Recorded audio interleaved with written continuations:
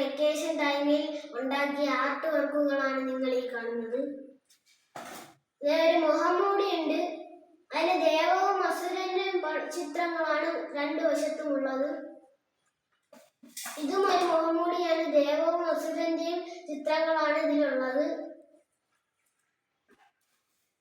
ഇത് തെർമോകോളിൽ ഞാൻ ഉണ്ടാക്കിയ മഴവില്ലും പക്ഷികളും ഒരു സൂര്യന്റെയും ചിത്രമാണ് ഇതിലുള്ളത്. ഇതൊരു മഴവില്ലും സൂര്യന്റെയും ചിത്രമാണ്. ഇതൊരു ബസിന്റെ ചിത്രമാണ് നിങ്ങൾ ഈ കാണുന്നത്.